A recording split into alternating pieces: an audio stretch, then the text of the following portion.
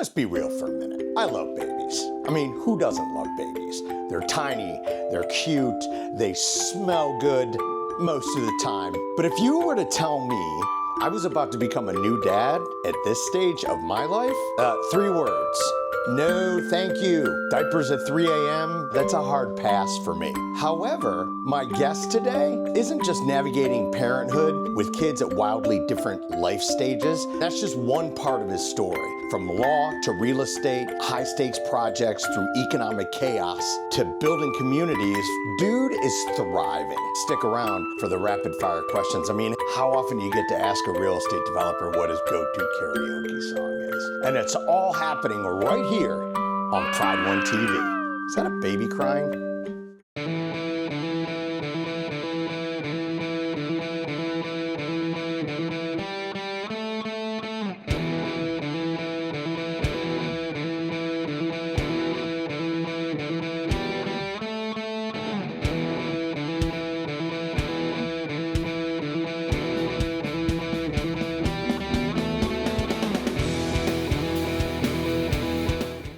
Welcome everybody to another edition of Pride One TV. I'm Jay Goodman.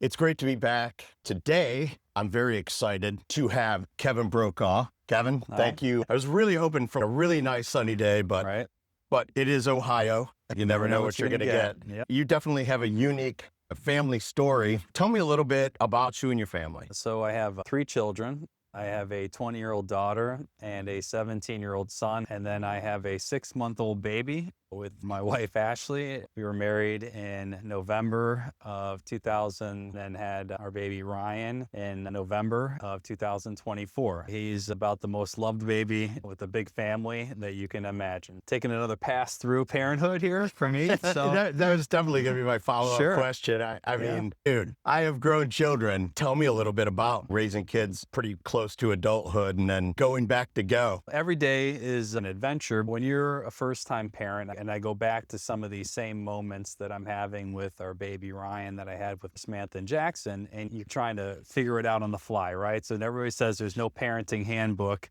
You just figure it out. But now I feel like I've got a little bit of a handbook.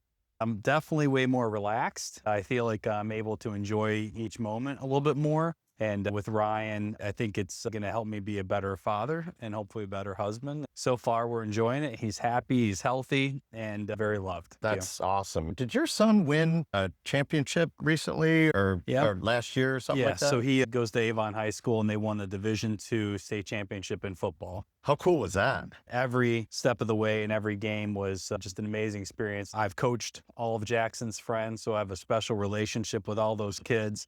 So it was just an amazing ride. Were you an athlete when you were younger? Yeah, I played basketball was my primary sport, but also played football and baseball. Well, let's shift to Pride One. You officially came on board last year. Yeah, I think it was late August. Give me a quick roadmap on how you got into real estate development and then ultimately what led you here. So my family's originally from New Jersey. We moved around a little bit, Texas, Chicago, and then eventually landed here in Cleveland. My mom was a vice president of the Federal Reserve Bank. My dad was in-house real estate legal counsel for several Northeast Ohio development companies. I liked what my dad did. I would go shadow him to work during the summers and then through my high school years, and ultimately went to get my JD MBA in a combined program at Cleveland State. Started out at a firm, went to a boutique real estate firm. I had some great resources through my dad. He gave me a good name in the industry to carry forward. Leaned on my mom's financial background and always had this idea that I wanted to start in the legal end and then move towards the business side of real estate. Eventually went out on my own and started doing consulting for different groups. I found that a lot of real estate companies either had a large project that they didn't want to hire somebody permanently to handle, or they had a unique opportunity and they didn't have anybody who could seize the moment and help them get through it. That's actually how I got introduced to Doug. He had an opportunity, a couple that had popped up at that time, which is probably, 6 years ago at this point. Yeah. Funny you mentioned officially joined Pride One, because I feel like I've been poking around here for a long time. He was a really good natural fit, and I'm thrilled to be here.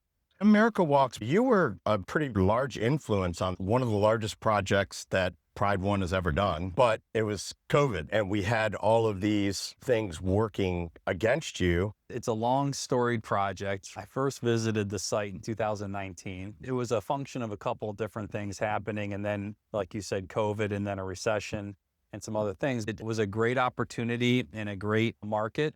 We got in early, so we had our choice of location. It's now completely full and there's no land available. So everything's kind of growing down towards us as we've finished construction. The project looks beautiful, and now we're ready to lease it up. Incredible. All totaled was like 5, almost 6-year project. What was that like, standing up in front of investors and residents, looking around, being like, yeah, we did it. We created this. It was emotional, I'll be honest with you. And I've worked on some of the most complicated financing projects with the 9 in Cleveland and the Bowery in Akron in Northeast Ohio's history.